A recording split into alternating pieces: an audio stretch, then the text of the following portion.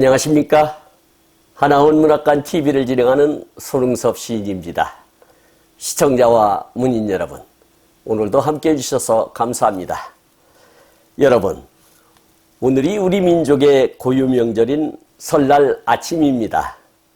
어제가 까치 설날이라고들 부르는데 그 일화 하나를 소개하겠습니다. 어르신에게서 전해 들은 것으로 보면 오늘이 까치 설날이라고 합니다. 그런데 그 어원을 찾아 들어가 보면 일설에는 잘못 알려진 것으로 보입니다. 지금은 고인이 되신 국어학자 서정범 교수님의 말씀을 참고하자면 고어에서 작다라는 단어가 아치라고 합니다. 그 아치가 세월을 타고 흐르다 보니 까치로 변했다는 이론입니다.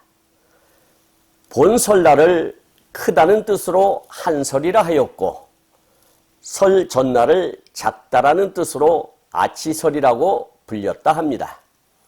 서양식으로 표현하자면 설날 2부가 아닐까 싶습니다. 어제가 섣달 금음이었는데 이때면 특별한 이벤트가 진행되곤 하였습니다. 지긋한 연세면 다 알 것입니다. 올 한 해도 별일 없이 계획한 대로 다 이루시기 바랍니다. 오늘 주제는 예고한 대로 제91화 하나온 시인의 수필 애착과 노스텔지어입니다. 이 애착과 노스텔지어는 당초 1959년 2월 1일 발행된 새싹 6호에 수록되었으나 이 방송은 2010년 11월 12일 발행된 하나온 전집 716페이지에 수록된 작품을 바탕으로 제작하였다는 것을 알려드립니다. 저도 오늘 아침 큰 아이와 작은 아이에게서 이렇게 선물 봉투를 받았습니다. 금액이 많고 적고를 떠나서 아주 흐뭇한 자식 키운 보람이 느껴지는 아침입니다. 여러분들도 다 그런 기쁨을 얻으셨으리라 믿습니다.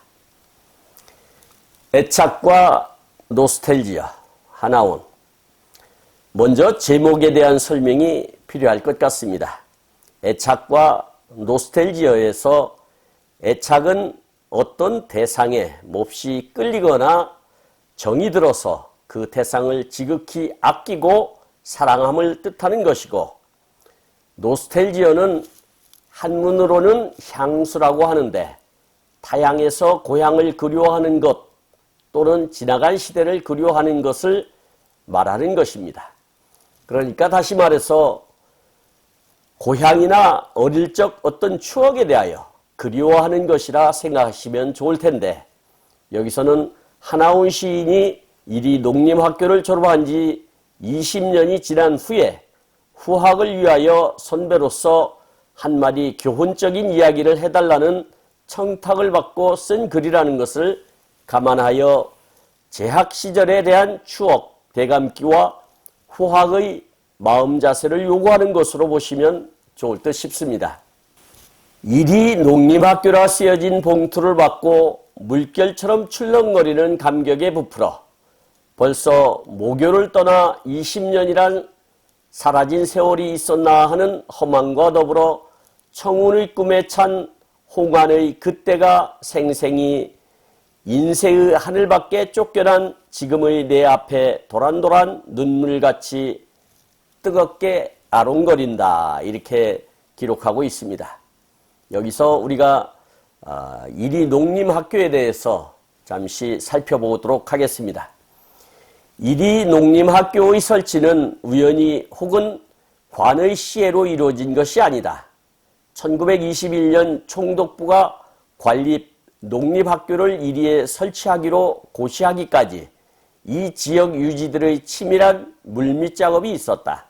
1918년 11월 총독부 항목과 주최 전국초등학교 교원 만주 시찰에 전북 대표단도 참가했다. 이들이 돌아오는 중 총독부가 전국 유일의 관립 농림학교를 갑종 5년제로 설립하려 한다는 첩보를 입수했다. 당시 2년제 농림학교들이 있었지만 5년제는 설치 전이었다. 물망에 오른 예정지는 서울, 대구, 대전, 이리, 그러니까 익산입니다. 이 정보를 접한 대장촌 금촌농장의 이마무라는 황등 지주이자 도원이던 가닥끼리와 유치 방안을 의논했다. 두 사람은 이진호 전북도지사와 마스모토 과장을 만나 지지를 얻어내고 당시 익산군수 노무라에게 학교 유치 의사를 밝혔다. 설립 추진운동의 발기자대회는 1919년 12월 이리 학교 조합사무소에서 열렸다. 대회에서는 학교 설치를 위한 희사금 모금, 학교 설립 신청을 의결하고 12명의 상무위원을 선출했다. 운곤 농장주 구마모토 리헤이 등 1인 출신 농장주와 지역 유지들이었다. 이들은 1921년 총독부에 청원서를 제출했다. 이들은 설립 취지문에서 조선 특수의 영농경작의 새로운 지식과 기능을 가지고 자신이 영농에 종사하면서 지도력을 겸비한 전문 인력이 필요하다고 강조했다. 희사금은 제1차 세계대전으로 인한 경제 압박 속에서도 15만 원을 모았고 마동의 학교부지 1만 3천여 평을 확보했다. 첫 입학시험은 서울 경성중학교, 현재 서울고등학교가 되겠습니다. 전 주소학교, 현 전주 풍납초등학교에서 실시했는데 전국에서 500여 명이 지원했다. 모든 준비가 이루어지자 총독부는 1922년 4월 갑종 5년제 학교로 인가 총독부고시 제93호를 내줘 2해 5월 개교했다. 이렇게 이해하시면 되겠습니다. 그리고 홍안이라고 하는 단어가 있는데요. 홍안은 붉은 얼굴이라는 뜻으로 젊어서 혈색이 좋은 얼굴을 이르는 말, 이렇게 이해하시면 되겠고요. 인세라고 하는 것은 사람이 사는 세상의 줄임말이다. 이렇게 이해하시면 되겠습니다. 이농에 대한 몇몇 누누한 해상은 별에 향한 영혼의 그지없는 그리움처럼 애련하다. 여기서 이농이라고 하는 것은 이리농림학교에 줄여서 표현한 것입니다. 그리고 애련이라고 하는 것은 애처롭고 가여워 불쌍하게 여김을 뜻하는 것이고요. 선배의 훈이란 청탁을 받았으나 빛나는 모교의 이름을 더럽힌 나 환자가 어찌 애람하게도 이에 응할 수 있을까 하는 망설임에 묻힌다. 이렇게 기록하고 있습니다. 여기서 훈이라고 하는 것은 가르치다, 길, 훈계함, 인도하다 이런 뜻인데요. 우리가 보통 학교에서 교장 선생님 훈화가 있겠습니다 할 때 쓰는 훈이 되겠습니다. 그리고 애람이라고 하는 것은 분에 넘치는 뜻, 이런 뜻이 되겠습니다. 그래도 내가 자라난 보금자리에 대한 애착과 노스텔지어를 어찌할 바를 모르면서 제 안에 서운함을 느낀 채 몇 마디 엿거리 한다. 첫째, 교사. 듣건대 모교는 옛날 기숙사로 쓰던 위대한 건물을 교사로 쓰고 있다는데 이것이 사실이라면 건물에 빛나는 천하의 인홍이 신설 농대바람에 여러모로 유린당한다는 것은 어느 도단이라 하겠다. 신설 농대는 그대로 딴 곳에 가야 하겠고 또 인홍 안에 농대가 있다는 것은 결코 인홍의 자랑이 될 수는 없다. 황급히 인홍의 옛날의 원상을 회복하여야 할 것이다. 이렇게 기록하고 있는데요. 여기서 언어도단이라는 단어가 나왔는데요. 언어도단은 본뜻 말로는 표현할 수 없는 최상의 진리, 이심전심으로만 전수되는 진리의 본체를 가리키는 말입니다.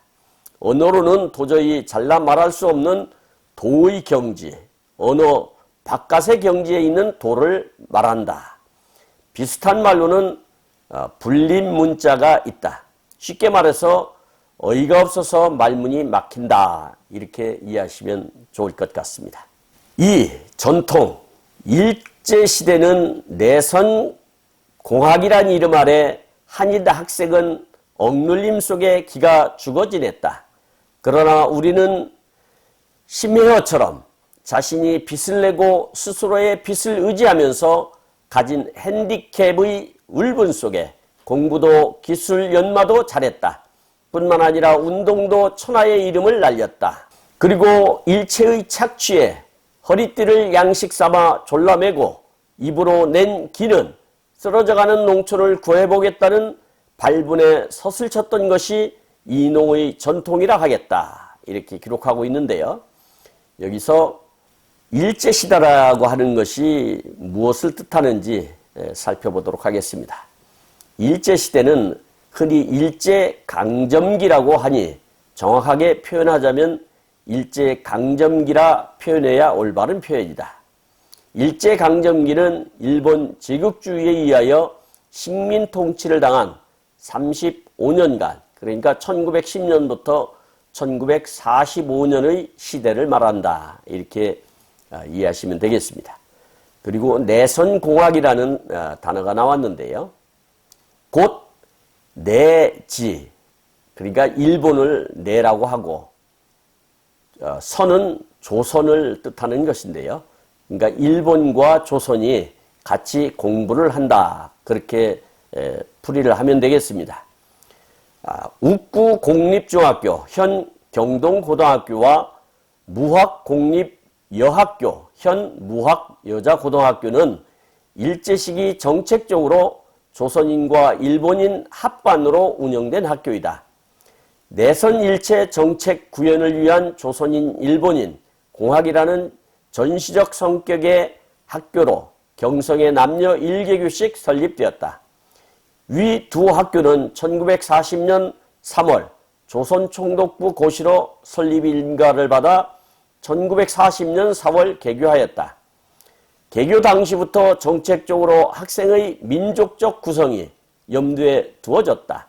즉 일본인 조선인 학생을 한 반의 동수로 절반씩 구성하였다. 일제와 조선총독부는 두 학교를 정책적으로 내선 일체를 실현하려는 공간으로 활용하고자 하였다. 이렇게 일인옥립학교도 내선 공학의 일환으로 운영이 되었다라는 것을 이야기하는 것입니다.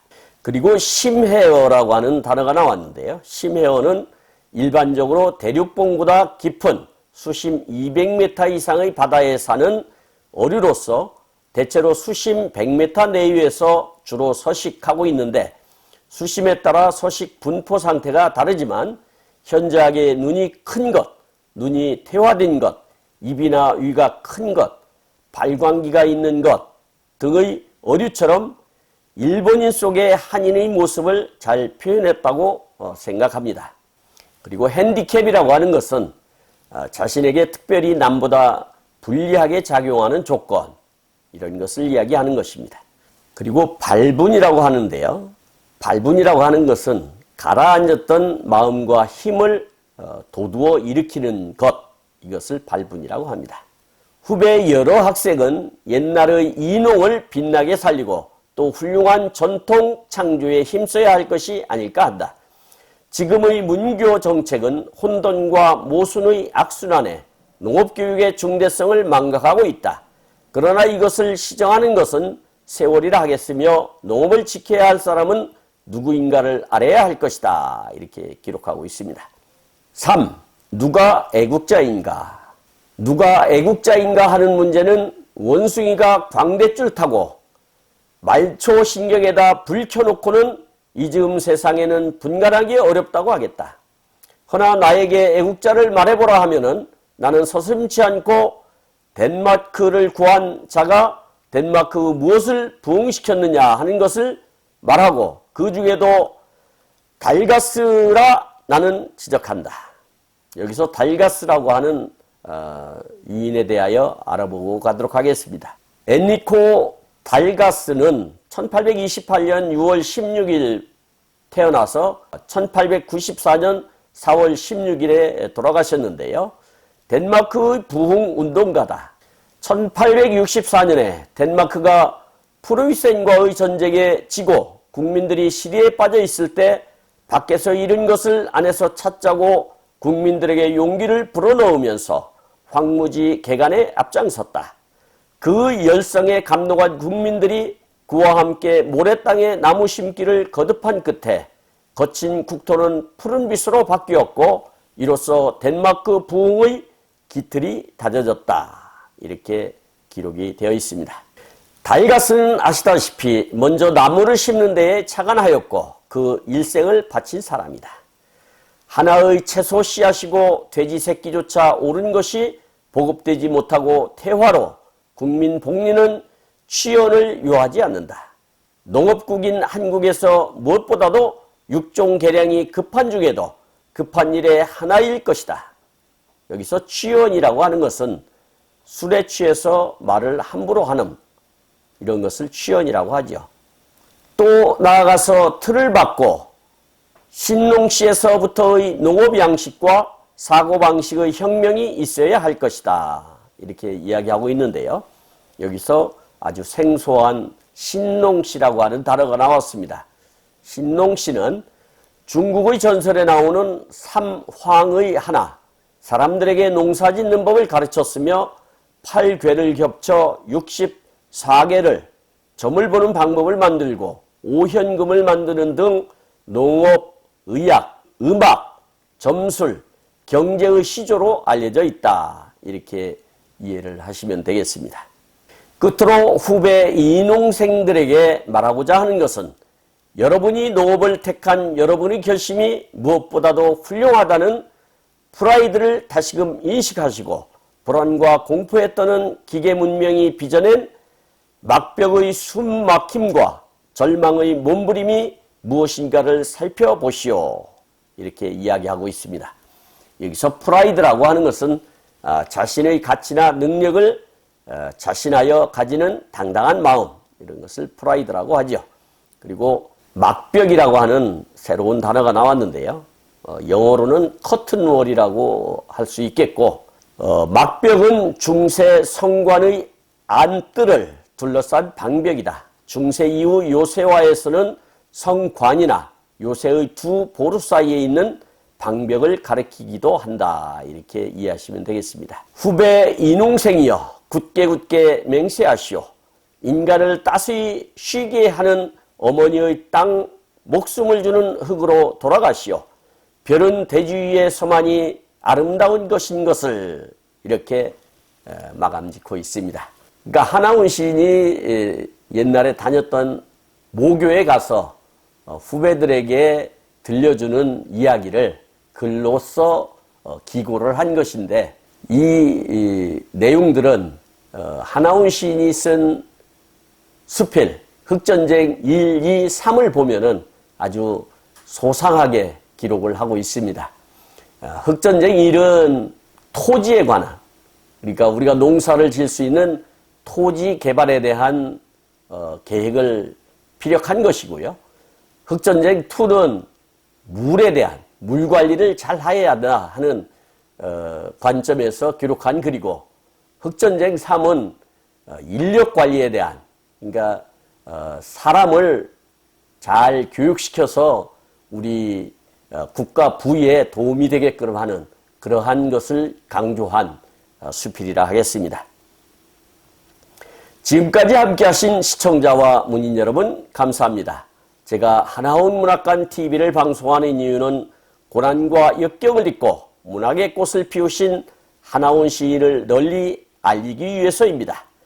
여러분의 주변이나 한하운 시인에 관심 있으신 분께서는 인터넷 포털 다음의 카페에서 한하운 문학관을 검색하여 가입하시면 그 한하운 시인에 대한 다양한 자료를 접할 수 있으며 많은 시인과 문학 활동을 함께 할 수 있습니다. 그리고 유튜브에서 한하운 문학관 TV를 검색하시면 한하운 시인의 진면목을 발견하실 수 있습니다. 다음 제92화는 2010년 11월 12일 발행된 한하운 전집 749페이지에 수록된 방랑과 향수라는 수필을 소개하도록 하겠습니다. 제가 제공하는 방송을 보시고 도움이 되셨다면 구독과 좋아요를 누르는 것도 의미 있는 일입니다. 구독은 무료이지만 반드시 누르실 필요는 없습니다. 감사합니다.